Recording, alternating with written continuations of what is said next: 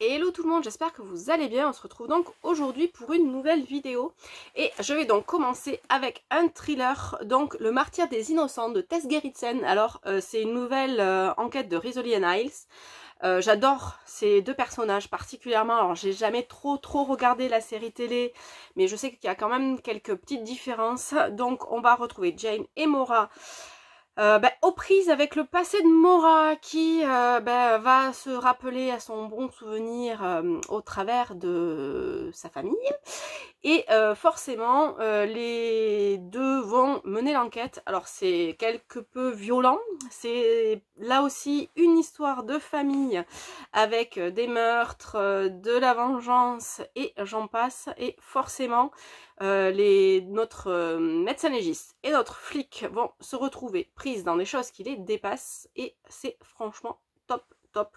Ce sont des thrillers qui se lisent très facilement, très rapidement et l'enquête m'a surprise jusqu'au bout. Ensuite, on va repasser sur du fantastique avec Terre brûlée, donc de Anne Bishop. Donc c'est le tome 2 du monde de McCorbin. Alors on va découvrir des nouveaux EPA. Personnages ici. Alors il vaut quand même mieux avoir lu McCorbin les 5 tomes avant, ce que je n'ai pas fait. Parce qu'en fait on se spoil un petit peu sur ce qui se passe à la fin de McCorbin, mais comme j'ai l'habitude de lire la fin des livres, les spoilers ne me dérangent pas du tout. Donc ici on va partir donc dans la ville de Bennett et forcément c'est mené par les autres, sauf que des humains veulent reprendre la ville et forcément ça va être la guerre entre tout ce beau monde.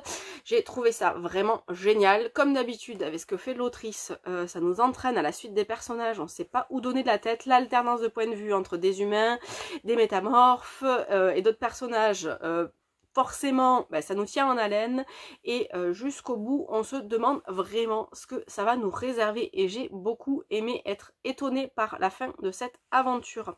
Alors je sais pas trop, j'ai pas trop regardé de quoi parle le tome suivant, mais en tout cas j'espère retrouver certains des personnages rapidement. Ensuite, donc Elle ou Moi de K.L. Slater, on repart en thriller donc chez Milady.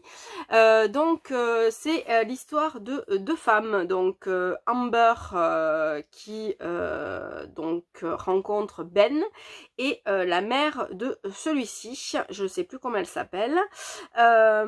Et du coup ça va être un petit peu la guerre entre les deux, entre Amber qui veut évincer forcément sa belle-mère parce qu'elle ne la supporte pas et la belle-mère qui ne fait pas du tout confiance à Amber pour s'occuper de ses petits-enfants et de son fils aussi. Donc du coup c'est un petit peu tendu entre les deux, on ne sait pas trop ce vers quoi l'autrice elle nous dirige, on sait juste en fait premier chapitre, on sait qu'il y en a une des deux qui va mourir, mais on ne sait pas laquelle. Et donc forcément on est tendu tout le long de l'histoire pour savoir qui, quand, comment, où et pourquoi. Et franchement j'ai trouvé ça super bien fait parce qu'il y a plein de choses auxquelles je ne m'attendais pas du tout. Et l'autrice a vraiment l'art et la manière de nous décrire le suspense entre ces deux personnages féminins qui est vraiment super bien fait. Et je dois dire que j'ai aimé être étonnée, me laisser étonner par la fin.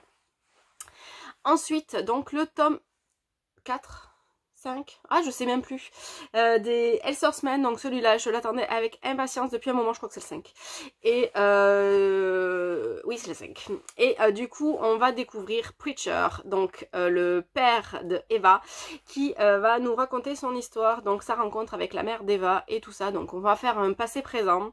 J'ai chialé ma race, j'ai été encore une fois transportée dans le monde de l'autrice. Alors la fin est forcément assez spéciale puisque on se doute dès le départ de ce qui va se passer, mais la façon dont c'est raconté, la façon dont on est pris dans l'intrigue et le récit entre passé et présent, entre Eva et donc son père, sa mère, tout ça, c'est franchement super bien fait. Ensuite, on va partir dans une petite romance historique de Noël. Donc, la saison est passée, mais je l'ai lu pour Noël. Donc, c'est La magie de Noël de Marie Balog. J'ai beaucoup aimé les personnages. Donc, Max, qui n'a pas vraiment apprécié que Judith le plaque du jour au lendemain, alors qu'ils étaient promis l'un à l'autre. Et donc, l'histoire se passe des années après. Ils vont se croiser de manière fortuite ou pas. Et forcément, Max va vouloir faire payer Judith de sa défection. Sauf que ben, forcément, Max va retomber amoureux d'elle. Elle va comprendre qu'elle a fait une grosse erreur, mais en même temps, ça n'était pas une tant que ça, puisqu'elle a eu 2 enfants. Et franchement, ils sont tous les deux très mignons. J'ai aimé la façon dont ils nous entraînent à leur suite. On imagine sans peine au travers de la plume de l'autrice, les différents lieux, les bals, les parcs dans lesquels ils se promènent et tout ça. Et franchement, j'ai trouvé ça vraiment très très mignon. Et quand on parle de mignon, donc j'ai adoré cette petite BD, donc le tome 1 de Sous les arbres, l'automne de Monsieur Grumpf, donc aux éditions de la Gouttière de Dan. En fait, je suis rentrée dans ma librairie, pour la petite anecdote, un petit peu avant les fêtes, et là ma libraire me dit « Ah, il faut que tu découvres cette BD, elle est juste géniale !» Bon, forcément, je l'ai prise, hein, je suis faible femme que je suis. Et du coup, on va suivre Monsieur Grumpf, donc, qui veut essayer de balayer les feuilles qui tombent devant chez lui. Sauf que il va se faire déranger par tous ses voisins.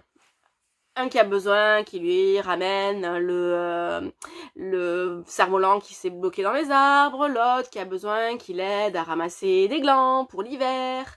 Et du coup, Monsieur Grumpf, qui ne sait dire que Grumpf, va petit à petit s'entraider, aider les autres, leur donner des vers à manger.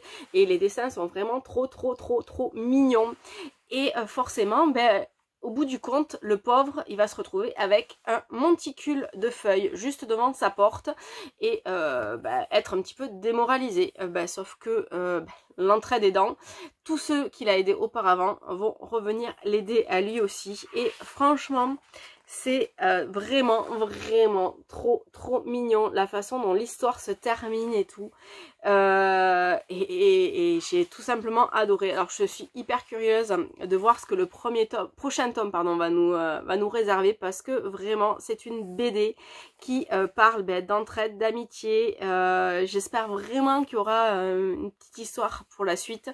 Et voilà, donc si vous ne connaissez pas, donc je dirais à partir de 6-7 ans, parce que c'est vraiment très facile et c'est vraiment très mignon. Voilà pour les livres dont je voulais vous parler aujourd'hui. Je vous dis à très bientôt. Bye bye.